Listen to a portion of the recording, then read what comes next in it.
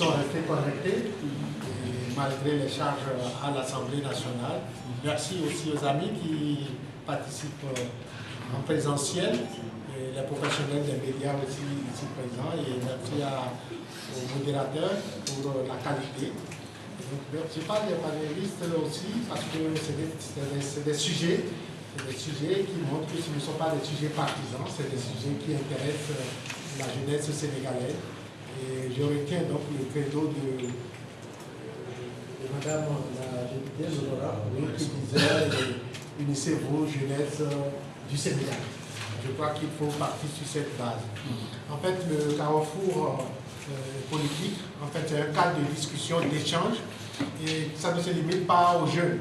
Ça veut dire que c'est des thématiques. Lorsqu'il y a un sujet brûlant sur lequel on veut avoir des opinions, on fera appel effectivement à des parties prenantes au processus électoral, parce que cela relève de notre domaine d'intervention, et à travers le programme multi-élection, un programme financé par l'USAID, pour effectivement aider à la consolidation du système électoral sénégalais. C'était important.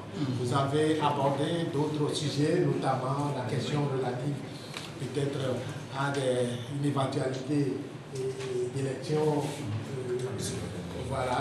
législative. Pourquoi pas, effectivement, le fait d'avoir déclenché cette discussion, peut-être que cela va nous aider. Et comme un point qui vous a aussi intéressé et que je retiens, notamment le renforcement des écoles du parti, parce que la formation académique ne veut pas dire la formation politique. Donc il est important qu'au sein des partis politiques, les jeunes soient formés, quand on dit les jeunes de manière générale, hommes et garçons comme filles, soient véritablement formés pour maîtriser certaines problématiques de développement afin de chercher à prendre des responsabilités. Aider aussi au sein des formations politiques aussi pour que tout ne se limite pas à la capacité financière telle que vous avez expliqué. Donc les points relatifs à la gouvernance interne des partis politiques peuvent être abordés. Le financement public des partis politiques doit être discuté. Même la question du quota ne va pas être résumée simplement à dire qu'il faut 30%. Il faut la qualité, la compétence pour permettre à ce que les jeunes, quand ils se retrouvent à l'Assemblée nationale, puissent défendre la cause du Sénégal. Et c'est en cela que le dernier intervenant est revenu sur le mode, effectivement, le mode le système électoral qui peut être effectivement revu. Le système électoral pour que le député soit le député de la nation et non le député du parti. Effectivement, c'est sensible parce que cela n'est pas simplement lié effectivement au Sénégal, au niveau de certains pays. Il est important donc de revenir pour que lorsque le député, une fois élu, se retrouve comme le député du peuple pour défendre la cause effectivement du pays. Ainsi, cela peut empêcher les éléments de blocage qu'on peut voir sur certaines lois qui ont un intérêt pour le développement national. Merci aux uns aux autres pour votre participation. C'est le premier exercice, c'est pourquoi je tenais à remercier le modérateur attitré par rapport à ça. Certainement pour la prochaine communication, peut-être qu'on fera aussi sous forme de sondage pour vous adresser aussi des formulaires de manière à ce que les préoccupations de l'heure soient effectivement enregistrées. Nous œuvrons ensemble donc, pour que effectivement, le système démocratique sénégalais soit consolidé pour permettre à ce que le Sénégal continue de maintenir sa position au niveau de la sous-région. Parce qu'au-delà des échanges, on se retrouve toujours parce que le Sénégal a donné sa forme le peuple sénégalais a donné cette forme de résilience malgré disons, les discours qu'on a tenus pendant la campagne électorale. Tout ce marathon électoral depuis 2021 jusqu'à 2024, mais après l'alternance, le lendemain, les Sénégalais sont partis normalement au service et ceci, c'est à l'actif de la population sénégalaise. Je vous remercie donc pour votre vraiment participation à cette séance. La troisième alternance politique au Sénégal, comme vous le savez tous, est un processus assez long et très douloureux, de plusieurs années quand même, de 2021 en tout cas à 2024, marqué par plusieurs soubresauts, Donc elle s'est faite au prix d'un lourd bilan quand même humain, de tueries, de brimades et de tortures, de privations de liberté. Et les jeunes Sénégalais ont payé le plus lourd tribut dans ce processus qui a abouti à l'élection du 5e président de la République du Sénégal, M. Bassirou Diomaye Faye. Dans chaque pays où nous sommes présents, nous avons des partis d'obédience différentes qui sont affiliés à l'organisation. Je prends pour exemple ici au Sénégal, nous sommes une organisation qui regroupe pratiquement 10 partis politiques. Il y a le PASTEF, PUR, APR, Rewmi, UCS, etc. Donc, pour vous dire un peu que ce cadre que nous avons aujourd'hui, nous avons le même cadre pratiquement au sein du réseau, et nous travaillons sur des questions essentielles, essentiellement tournées vers les questions de jeunesse, surtout, comme je l'ai dit tantôt, sur la représentation des jeunes.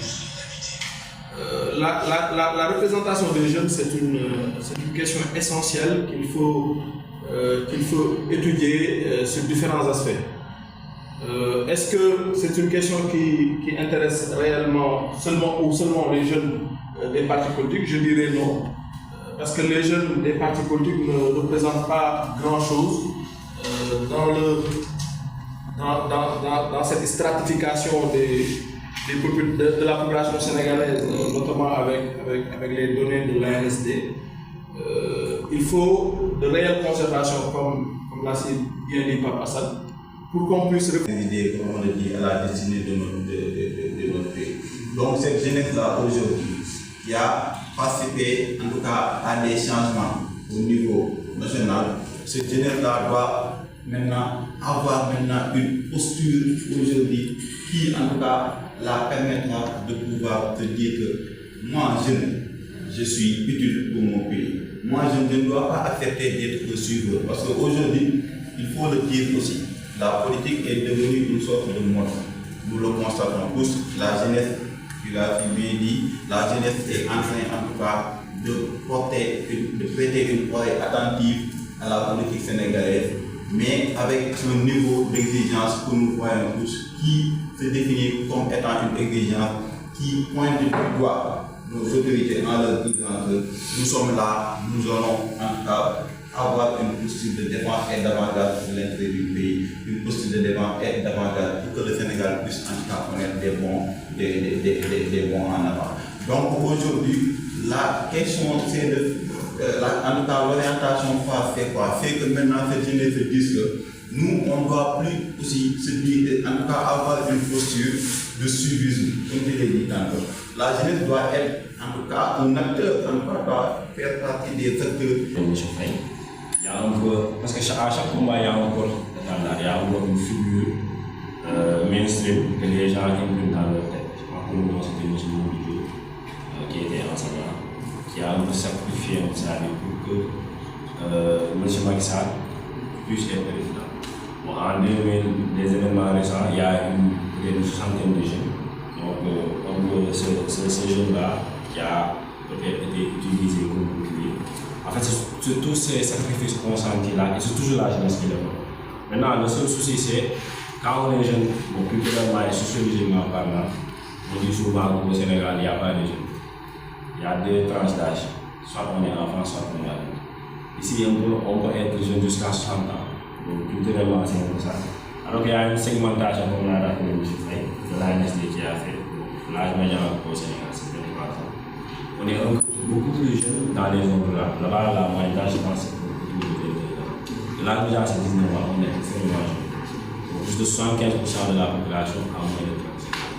Maintenant, le souci, c'est quoi? C'est que les jeunes, avant, n'étaient pas du tout intéressés par la politique. Il y a une qui a été fait. Je pense que c'est le minimum qui dit que les jeunes ne sont pas intéressés par la politique, mais ils sont beaucoup plus intéressés par tout ce qui est événement culturel, religieux et surtout associatif.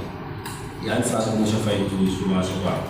C'est l'engagement citoyen qui a permis de régler les soucis de ce qui s'est passé. Et c'est l'engagement citoyen aujourd'hui qui va accompagner l'action du gouvernement.